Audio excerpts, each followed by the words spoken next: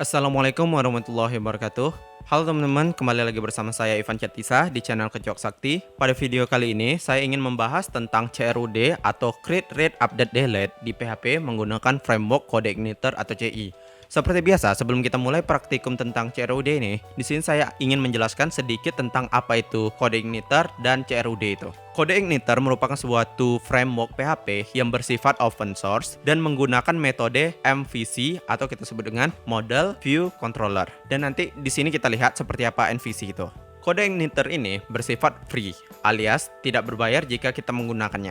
Jadi, tujuan pembuatan framework CI ini sama seperti framework pada umumnya, yaitu untuk memudahkan developer atau programmer dalam membangun suatu aplikasi web tanpa harus membuat dari awal. Mungkin sekian dulu penjelasan singkat tentang framework Code Igniter ini. Nanti pada praktikum ini, saya akan menjelaskan lebih terperinci tentang framework CI ini. Dan teori kita selanjutnya yaitu tentang CRUD. CRUD ini merupakan singkatan dari Create, Read, Update, Delete yang fungsinya kita gunakan untuk pengelolaan data pada database. Oke, sebelum kita mulai tentang praktikum ini, pastikan teman-teman sudah memiliki file CI pada komputer teman-teman. Jika belum, kita juga dapat mendownloadnya gratis pada situs resmi dari CI ini sendiri, tepatnya pada menu download, lalu download CI yang teman-teman inginkan.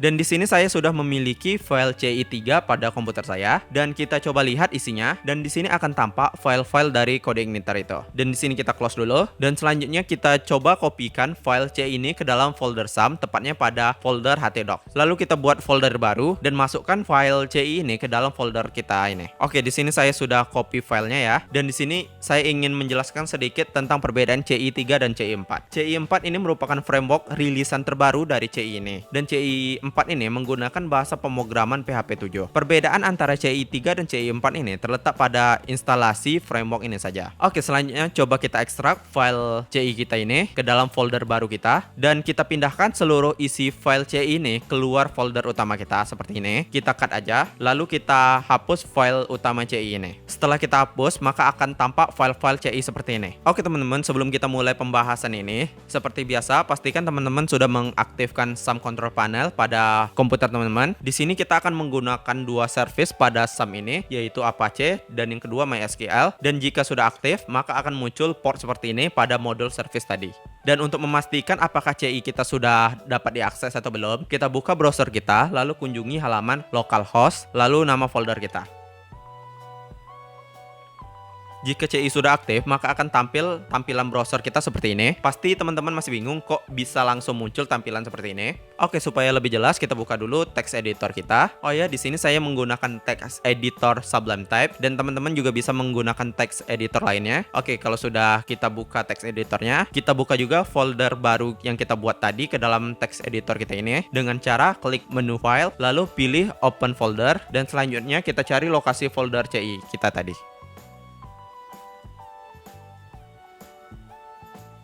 Kalau sudah terbuka, maka akan muncul seluruh isi folder kita tadi pada bagian kiri text editor kita seperti ini.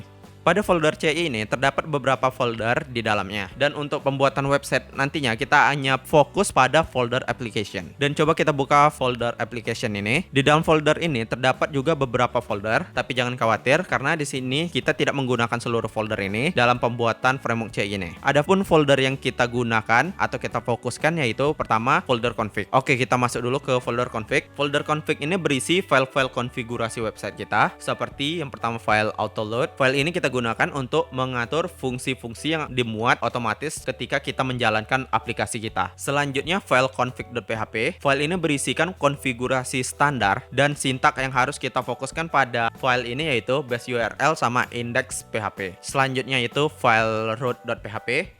File ini kita gunakan untuk mengatur jalur atau route yang kita gunakan untuk mengakses suatu halaman website. Route ini sering digunakan agar tampilan link dari website kita ini lebih simple dan mudah dipahami. Mungkin itu dulu untuk folder config. Selanjutnya kita akan membahas tentang folder view. Folder view ini kita gunakan untuk menyimpan tampilan halaman website kita. Jadi seluruh tampilan web ini akan kita tempatkan di folder ini. Oh ya, kita kembali lagi ke browser kita. Ketika pertama kali kita mengakses folder CI tadi, muncul tampilan website seperti ini. File file dari tampilan ini berada pada folder view dan nama filenya yaitu welcome message. Jadi tampilan website tadi ini berasal dari file welcome message ini. Selanjutnya kita coba buka folder controller. Folder ini kita gunakan untuk menyimpan file-file controller yang kita gunakan dalam website kita, seperti mengatur alur proses aliran data dan fungsi-fungsi yang kita gunakan. Jadi seluruh fungsi yang kita gunakan nantinya akan kita masukkan ke file controller ini. Contoh sederhananya seperti kita menampilkan halaman file welcome message tadi. Jadi untuk menampilkan isi file ini kita membutuhkan file controller. Contoh file controllernya seperti file welcome.php ini ya teman-teman. Pada file ini terdapat fungsi atau metode yang kita gunakan untuk memanggil isi file welcome message seperti ini. Jadi controller ini merupakan salah satu bagian yang sangat berperan penting dalam pembuatan website yang berbasis MVC. Tanpa controller, view atau model tidak akan bisa dijalankan atau ditampilkan dengan semestinya. Selanjutnya kita buka folder model. Folder ini kita gunakan untuk menyimpan file-file yang akan kita gunakan untuk pengelolaan data dalam database. Jadi folder ini kita gunakan untuk memproses data yang berkaitan dengan database seperti query SQL kita. Oke, di sini saya akan mencontohkan membuat file baru di folder view, dan di sini file ini akan kita jadikan halaman utama ketika kita mengakses halaman CI ini. Langsung saja kita klik kanan folder view, lalu buat file PHP baru, dan di sini saya mencontohkan nama filenya itu home, dan kita modifikasi file ini menggunakan sintak HTML.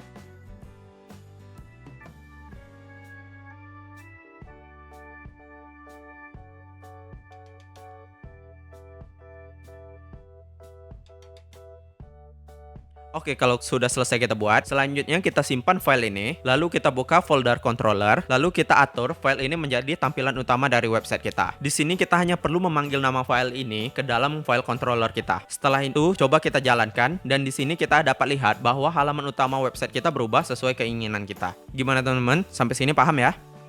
Pada pembahasan selanjutnya, kita akan membuat tampilan utama untuk CRUD kita. Jadi, di sini kita akan membuat tampilan dari website kita seperti ini. Setelah itu, kita buat sebuah tabel. Nantinya tabel ini kita gunakan untuk menampung seluruh data dari database. Di sini kita akan mencoba membuat website pengelolaan data mahasiswa. Di sini saya contohkan dulu datanya statik dulu ya, hanya untuk menentukan format peletakan data kita nantinya. A few moments later. Kalau sudah selesai, coba kita save dan coba kita jalankan. Dan di sini akan tampak hasil tampilan web yang kita buat tadi. Pada halaman ini terdapat tombol tambah yang kita gunakan untuk mengarahkan kita ke halaman form tambah. Lalu di sini juga ada tabel yang kita gunakan untuk menampung data dari database. Di sini saya coba modifikasi dulu sebentar supaya lebih menarik tampilan website kita. A few moments later. Oh ya, di sini saya lupa untuk menambahkan kolom aksi. Pada kolom ini nanti berisikan tombol edit dan tombol hapus untuk data kita nantinya. A few moments later. Dan kalau sudah selesai, coba kita jalankan ulang. Dan di sini akan tampak tampilan akan lebih menarik. Oke, tampilan pertama sudah selesai ya. Selanjutnya kita buat tampilan kedua, yaitu tampilan untuk form input data. Jadi di sini kita buat file baru pada folder view kita. Lalu kita atur ini sebagai tampilan dari halaman input kita nantinya. A few moments later.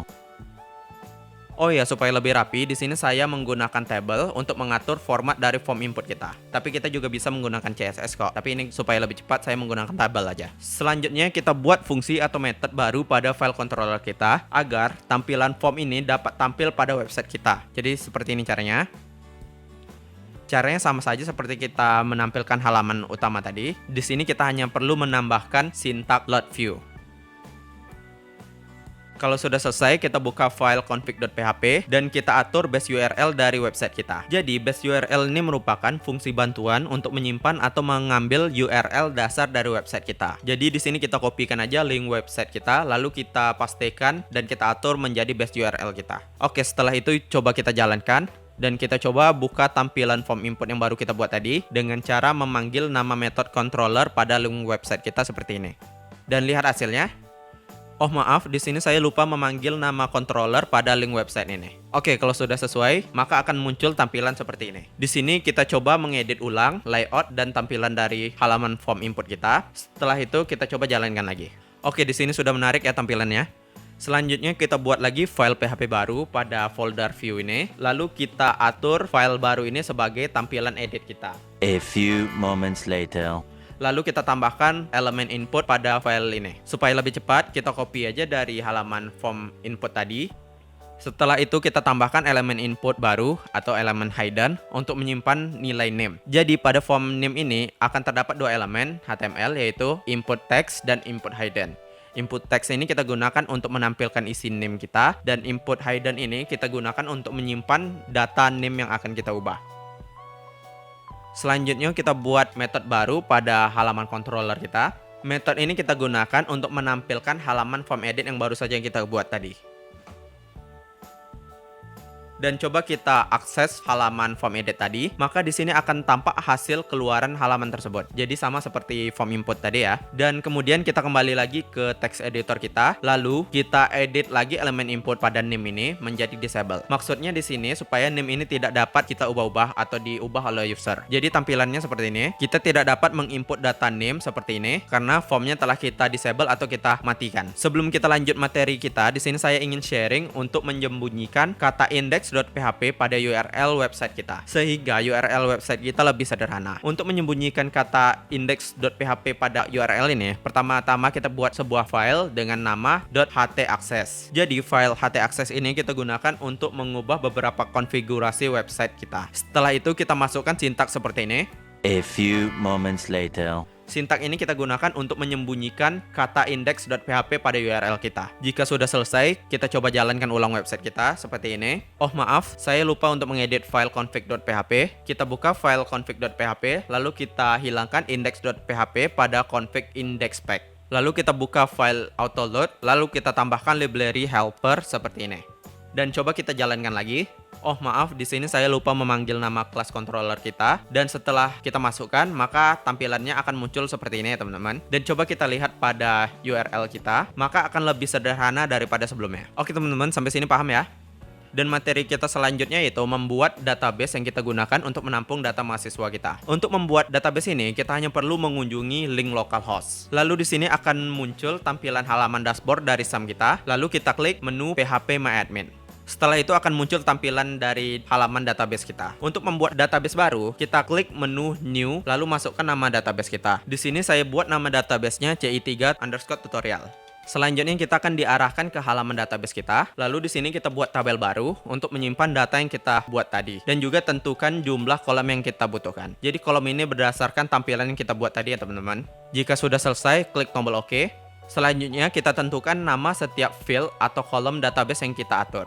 Lalu kita tentukan juga tipe data dan panjang data dari kolom ini.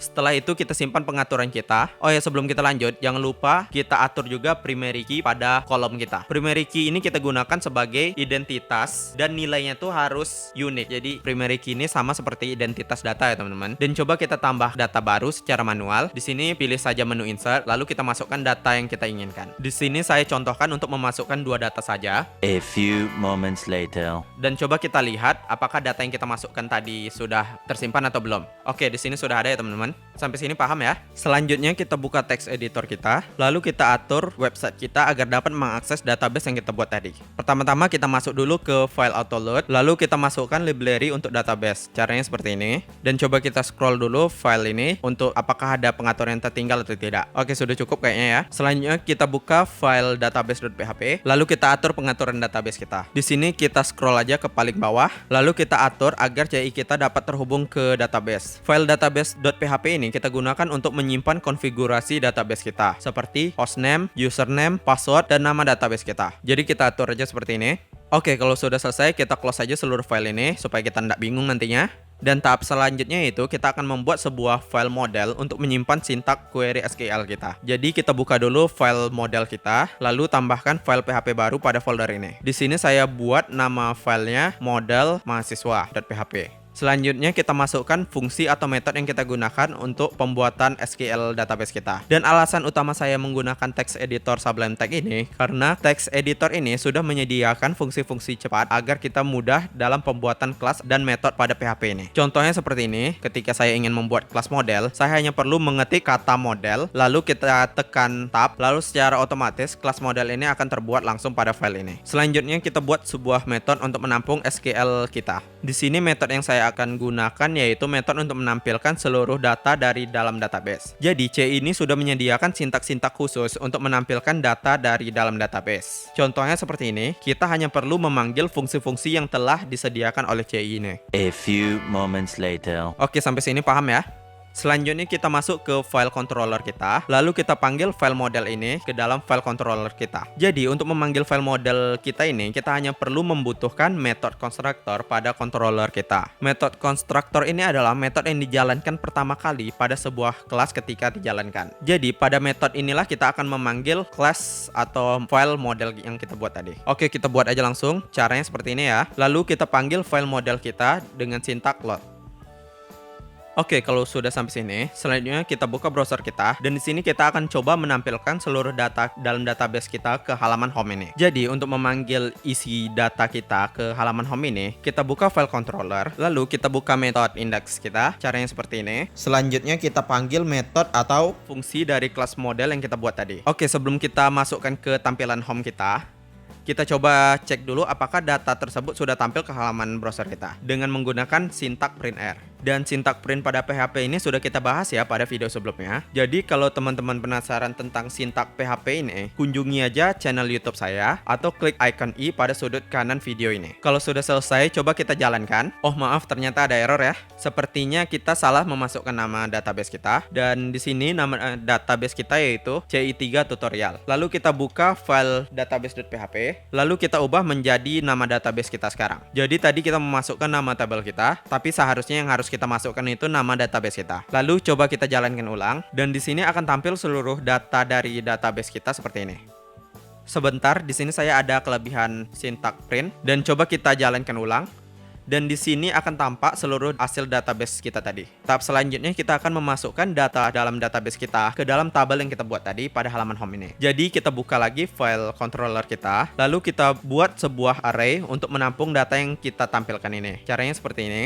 Dan jangan lupa kita atur juga key untuk data dalam array ini. Setelah itu kita panggil array ini menggunakan sintak load view. Setelah itu kita refresh dulu halaman browser kita. Oke, tahap selanjutnya kita akan membuka file home pada folder view kita. Lalu sini kita akan menghapus beberapa baris kolom yang kita buat tadi. Jadi kita tinggalkan aja satu. Nanti satu ini kita gunakan atau kita looping untuk menampilkan data dari database kita. Jadi kita buat aja seperti ini. Kita buat dulu tag PHP pada file HTML kita. Lalu kita masukkan sintak looping PHP ini ke dalam tag ini. Di sini kita akan menggunakan sintak for each. Lalu kita panggil key array yang kita deklarasikan tadi pada file controller. Lalu kita deklarasikan menjadi variabel row. Lalu di sini kita tambahkan variabel baru namanya count untuk menampung nilai berupa nomor urut dari data yang kita tampilkan ini. Dan terakhir kita masukkan baris table tadi ke dalam looping ini dengan cara seperti ini. Dan jangan lupa juga kita tampilkan isi variabel count ini ke dalam baris table ini. Dan coba kita jalankan. Dan di sini akan tampak baris table ini akan bertambah sebanyak data yang ada di dalam database. Jadi tadi sebelumnya data yang dalam database kita ada 2 ya. Jadi di sini akan melakukan looping sebanyak 2 kali. Dan dari hasil ini kita belum tampak data dari database kita. Untuk memunculkan data tersebut, kita cetak kolom dari database kita ke dalam table ini dengan menggunakan sintak echo. Caranya seperti ini.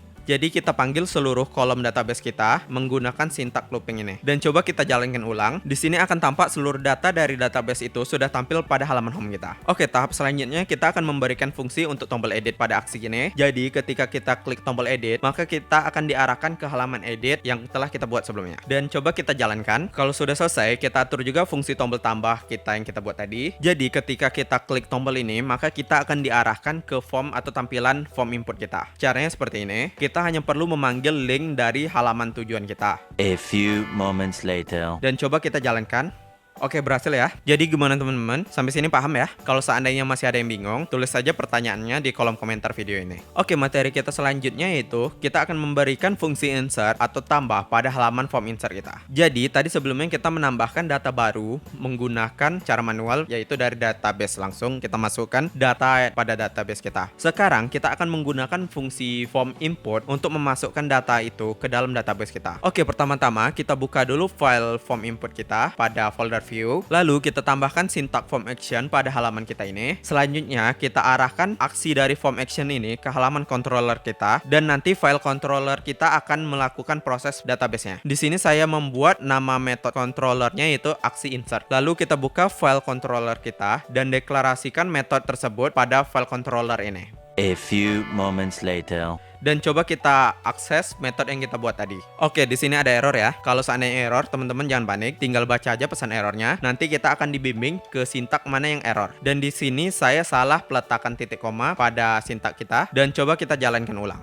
Selanjutnya kita coba klik tombol tambah mahasiswa, lalu kita klik tombol simpan. Oke, kalau teman-teman jumpa masalah seperti ini, tandanya halaman yang teman-teman buat ini salah atau tidak ditemukan. Dan coba kita buka file form insert kita. Di sini saya lupa memanggil nama class controller tersebut. Kalau sudah kita masukkan, coba kita akses ulang. Oke, berhasil ya. Berarti metode aksi insert yang kita buat tadi sudah jalan. Sekarang kembali lagi ke file form insert, lalu kita pastikan bahwa name dari setiap elemen input ini telah kita atur. Dan jangan lupa kita tambahkan juga syntax required pada elemen input ini. Tujuannya di sini supaya memberikan notifikasi kepada kita ketika ada salah satu form kita ini kosong. Jadi tidak boleh kosong intinya. Jadi biar lebih cepat kita main copy-copy aja.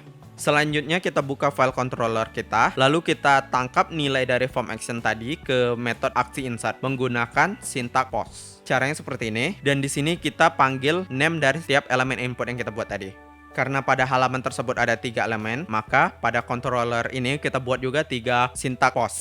A few moments later. Selanjutnya, data pada variabel post ini kita masukkan ke dalam sebuah array, dan di sini saya buat nama arraynya yaitu data insert. Lalu kita atur juga key dari array ini sesuai dengan nama kolom pada database. A few moments later. Oke, sebelum kita proses ke dalam database, kita coba dulu tampilkan data inputan kita tadi. Sekalian kita cek apakah data yang kita buat tadi sudah benar elemen-elemennya. Dan coba kita jalankan dan lihat hasilnya. Oke, di sini berhasil ya teman-teman. Data yang kita inputkan masuk. Dan selanjutnya kita buka lagi file controller kita, lalu kita tambahkan fungsi untuk memanggil metode pada kelas model, dan kita tambahkan juga syntax redirect pada metode ini. Jadi syntax redirect ini kita gunakan untuk mengarahkan kita ke halaman selanjutnya ketika kita mengklik atau menjalankan metode tersebut. Selanjutnya kita buka file model kita, lalu kita tambahkan sebuah metode insert untuk menambahkan data kita ke dalam database. A few moments later. Dan coba kita lihat hasilnya dan kita jalankan. Oh, ternyata error ya. Coba kita buka file model tadi, dan di sini kita ada yang kurang. Kita tambahkan nama table dari database kita. Jadi pesan error tadi muncul karena kita lupa memasukkan nama database kita pada syntax insert ini. Dan coba kita jalankan ulang. Oke, di sini masih error ya. Tapi tenang, errornya muncul karena link redirect pada website kita tidak ditemukan. Jadi kita buka lagi controller kita, lalu kita atur syntax redirectnya, dan coba kita refresh halaman kita. Dan di sini tampak bahwa data terakhir yang kita masukkan tadi sudah berhasil terinsert ke database. Dan kita coba tambah lagi data baru untuk memastikan apakah seluruh fungsi yang kita buat tadi sudah berhasil berjalan atau tidak. Oke, lalu kita klik tombol simpan, dan di sini berhasil ya teman-teman. Berarti seluruh fungsi yang kita buat sudah benar. Gimana teman-teman? Sampai sini paham ya? Oke, materi selanjutnya kita akan membuat fungsi edit pada data kita ke dalam database. Untuk melakukan pengeditan data pada database, pertama-tama kita buka dulu file controller kita, lalu kita tambahkan parameter baru pada method form edit kita tadi.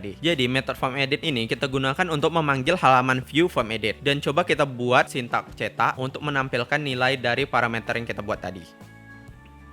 Dan selanjutnya kita buka tampilan home dan kita tambahkan nilai name pada link tombol edit seperti ini.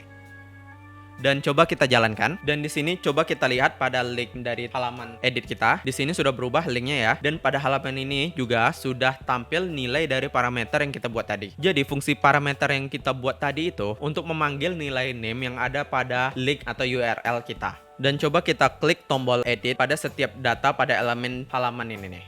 Oke, berhasil ya. Di sini setiap nilai name dari setiap data telah tampil pada halaman form edit kita. Tahap selanjutnya kita akan membuat 2 buah metode pada kelas model. Metode pertama kita gunakan untuk mengupdate data dalam database, dan metode kedua kita gunakan untuk menampilkan data mahasiswa berdasarkan name yang kita tangkap tadi sebelumnya. Di sini kita buat method pertama, namanya edit data MHS, dan method ini kita gunakan untuk mengupdate data mahasiswa. Oke, caranya seperti ini ya teman-teman. A few moments later. Dan kalau sudah selesai, kita buat juga untuk method kedua, dan method ini kita gunakan untuk halaman form edit. Jadi untuk method kedua ini kita buat aja namanya get data mahasiswa detail, dan caranya seperti ini ya teman-teman. A few moments later. Dan kalau sudah selesai, kita buka lagi kelas controller kita, lalu kita panggil method yang kita buat tadi ke dalam method form edit ini. Caranya seperti ini ya. Dan method yang kita panggil ini yaitu method kedua, yaitu untuk memanggil data mahasiswa secara detail berdasarkan name. A few moments later. Dan coba kita jalankan. Oke, di sini ada error ya teman-teman. Dan coba masuk lagi ke kelas model dan kita pastikan kembali bahwa nama method yang kita panggil tadi sudah benar. Ternyata ada yang salah yang tadi teman-teman, ada kurang satu huruf. Dan coba kita jalankan ulang.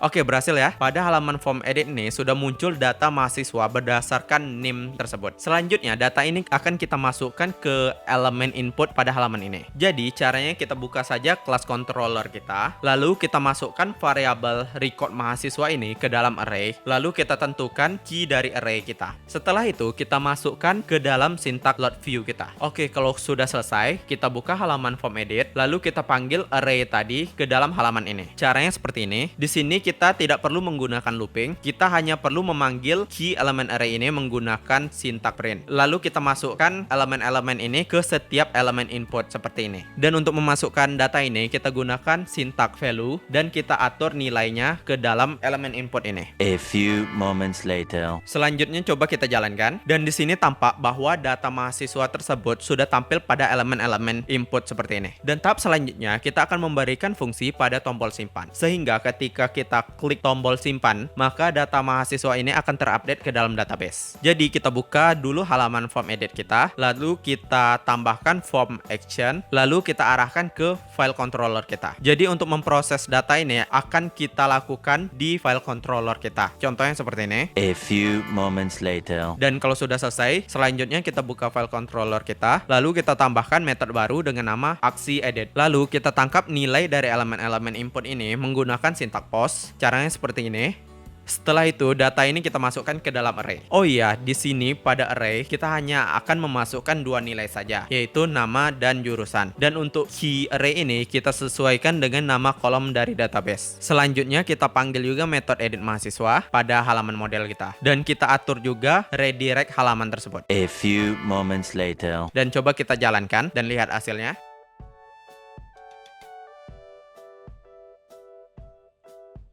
Oke, di sini ada yang salah ya teman-teman pada linknya. Dan coba kita buka kembali halaman form edit kita, dan coba kita lihat pada tag PHP kita pada form action ini ternyata ada yang kurang, dan coba kita jalankan ulang.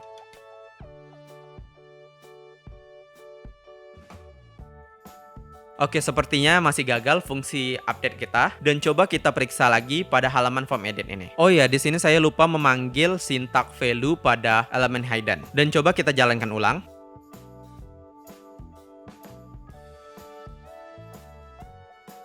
Oke, berhasil ya teman-teman. Dan coba kita update lagi. Oke, fix berhasil ya teman-teman. Dan coba kita update lagi ke data yang lainnya.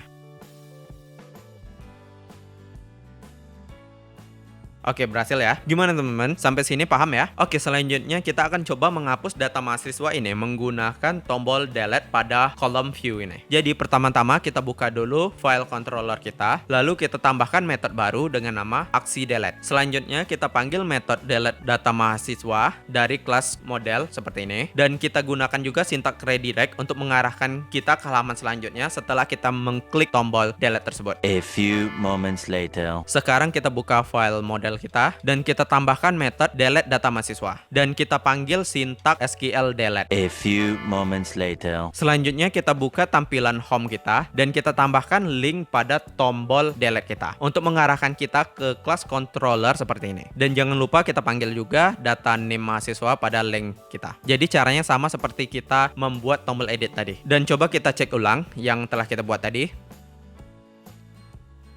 Oh ya, di sini saya lupa memasukkan syntax where pada kelas model kita. Oke, sepertinya sudah sesuai, dan coba kita jalankan. Dan coba kita delete salah satu data. Oke, berhasil ya teman-teman. Dan coba kita hapus lagi. Oke, berhasil ya teman-teman. Oke teman-teman, mungkin sekian dulu tutorial kita kali ini mengenai cara membuat fungsi CRUD pada kode igniter. Jadi saya mohon maaf jika ada kesalahan dalam penyampaian, dan semoga dengan video ini kita akan lebih paham tentang cara membuat fungsi CRUD menggunakan kode igniter. Dan jangan lupa dukung video kami dengan cara klik tombol subscribe, like, dan di-share video ini juga, sehingga video ini dapat bermanfaat untuk teman-teman kita yang lain. Dan tunggu juga updatean video kami selanjutnya ya teman-teman. Terima kasih.